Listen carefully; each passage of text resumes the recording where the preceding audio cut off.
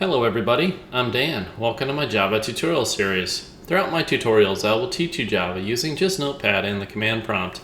The order in which my tutorials are organized on both my website at javacjava.com and my YouTube playlist is designed to maximize learning by building on concepts from prior tutorials. This tutorial is about default methods and an interface. I'm going to open up my web browser here to my website, javacjava.com, select menu, Java OOP tutorials. I'm going to scroll down here to interface default methods.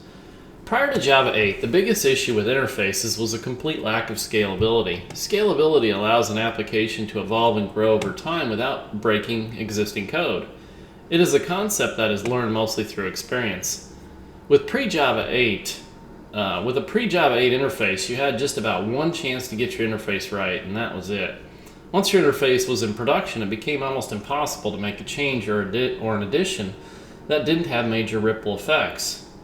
In my Introduction to Interfaces tutorial, I created two separate classes that implemented the same engine interface, a Boeing 787 and a Honda Accord. Let's suppose that I wanted to add a new abstract method called getHorsepower. What would happen to the implementing classes? The next time I compile both the 787 and the Accord class, I would receive an error about an abstract method that I did not override. If I wanted to compile my code, and I do, I would have no choice but to override the new method. In the real world, if my interface was distributed and in production, I would have a bunch of very angry programmers knocking on my door. The default method solves this issue and provides us with a new capability that did not exist before. Unlike an abstract method, a default method has a method body and it can execute statements and return values. A default method is similar to a regular class method, only with the default keyword applied. Well, I'm thinking that an interface is starting to look much more like an abstract class now. It's interesting. Rules that apply to a default method. A default method must be explicitly declared default, not to be confused with default package private access. A default method is implicitly public. A default method may have only the following legal modifiers: public, default, and strict FP. Don't worry about strict FP, I haven't talked about that yet. But a default method may be overridden in the implementing class. A default method does not have to be overwritten in the implementing class. If you override the default method in an implementing class, you can still invoke the interface method by using this syntax: interface name dot super dot and then the default method to invoke that. Okay, let's go ahead and come down here and highlight some source code. Control C to copy, or right click and select copy. I'm going to move my browser off screen here. I've got a shortcut to the command prompt on my desktop, but if you don't, you can create one really quick by right clicking, selecting new and shortcut. Type in CMD, next, and finish. Okay. First thing I'm going to do is type in javac-version, right? And I have Java 8 installed here, and you're looking for 1.8, and then don't worry about whatever that is there. But this is the critical thing right here. So you're gonna make sure that you're running at least version 8, version 9, 10, whatever they release in the future will work just fine with this. However, if you have 1.7 or 1.6 or something like that, this tutorial will not function. They did a major overhaul of the interface in Java 8 there, so you're gonna make sure you're running at least Java 8. CD space / CD is change directory / tells it to go to the root. I'm going to make a directory with the MD command called Java. I already have that folder, but if you don't, it'll create it for you. Okay, I'm going to make another directory here called default method test, and I'm going to change directories to that. I'm going to notepad default method test. .java. Default method test.java will of course be the name of my source code file. Yeah, let's paste all this stuff in here. So what I've got is I'm not going to go over like everything there because most of the stuff was just cut and pasted from my interface introduction tutorial. So if you want to watch that, you'll kind of get a better idea on what I'm doing. But basically, everything that's commented out is stuff that I'm adding new here for this particular tutorial there. So I'm recycling a lot of this code here. I'm just going to save this. We'll compile it and run it real quick here.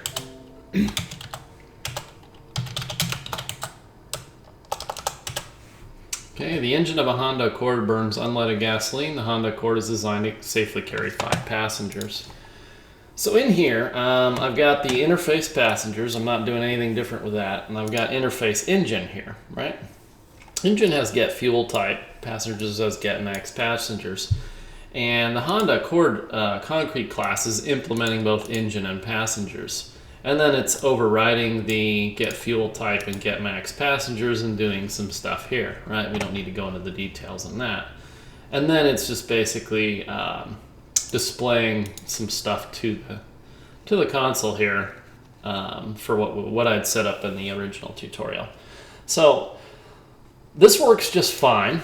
Looks great. Now what I'm going to do is I'm like, oh, okay, you know, I want to go ahead and add in a new abstract class, get horsepower, right, with a string parameter of model type. So if I uncomment that, I'll just go ahead and add that in, and we come back here and I try to compile this, whoop, all of a sudden I have broken the Honda Accord class, right? Honda Accord is not abstract and does not override abstract method get horsepower in engine, right? So you can imagine interface engine would normally be sitting in its own source code file there, you know, engine.java or something like that, right? So we'd make that change there, and then the Honda Accord.java file, if we ever went to go compile that again, would give us that error message there, right?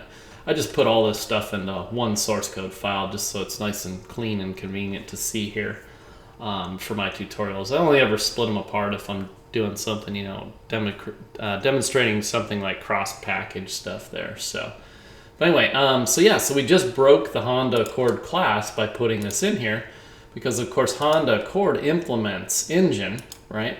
And engine now has this abstract method that we're forced to override in here. Okay. So that's not good. So we don't want to do that. That's bad. So welcome to the default method stuff here. So basically we have the default syntax here, right? And then we've got everything from the same abstract method up here. Only now we have a body here, right? And I'm just going to say return -1. Because my intention really is for the implementing class to override this method. That's kind of the purpose of interface methods, you know, is to go ahead and say, okay, I want you to definitely implement this method, but I'm not going to tell you how to do it. Right, so by putting return -1 here, it kind of spells it out that my intention is really for the implementing class to override this method. Okay, so if I just go ahead and save this, I haven't overridden anything yet, and I come back up here and I compile this, hey, our code works again, right? So by doing it this way, we didn't break anything, as opposed to this way, where we did break something. So now we can decide, okay, come along here, and I'm the program using Honda Accord, and I say, oh, okay, there's an update to the engine interface, and they've new functionality for get horsepower has been added. Okay, it's a default method, so it's completely optional. I can override it, I can use it as it is or whatnot there. I think I'm gonna go ahead and override it, so let's go ahead and come down here and uncomment all this stuff here. Right, so I chose to override get horsepower, right, by checking if the model type is equal to sedan. I'm gonna return 177. Otherwise, I'm gonna return the value from whatever the default get horsepower method is inside of the engine interface using this syntax, engine.super.getHorsepower, passing it through the model type, right? That we received as a parameter over here, pass it as an argument here. All right, so let's go ahead and come up here, and then we actually want to display it to the console here in the default method test class inside of the main method entry point there, right? So let's go ahead and save this and see what we get. Okay, so we get the engine with same stuff here, right? And now the Honda Accord has 177 horsepower. Okay, so that's basically the way the default method is designed to work there, right? If we were to change something just like two-door, right? We obviously don't have a two-door implementation down there, so that's going to end up returning basically the original default value up here, right? So let's go ahead and save that. We'll clear our screen, recompile, run it again. The Honda Accord has -1 horsepower. Okay, go ahead and put this back to sedan. So we could also do another, you know, if it's equal to two-door, maybe it only has like 130 horsepower or something like that, you know.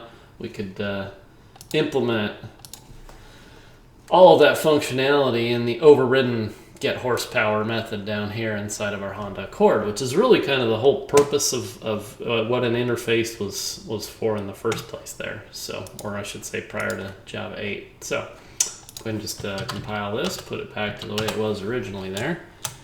And I'm going to go ahead and close out of this, move this off screen, and leave you with some final thoughts. So the default method sort of solves a scalability issue with interfaces. You won't break any existing code, but on the other hand, you can't force an implementing class to override the new method either. One new feature of the default method is that when you are originally designing an interface, you can now include optional method implementation. That new functionality also, you know, kind of begins to grade a line between an abstract class and an interface. So that concludes this tutorial. Thanks for watching.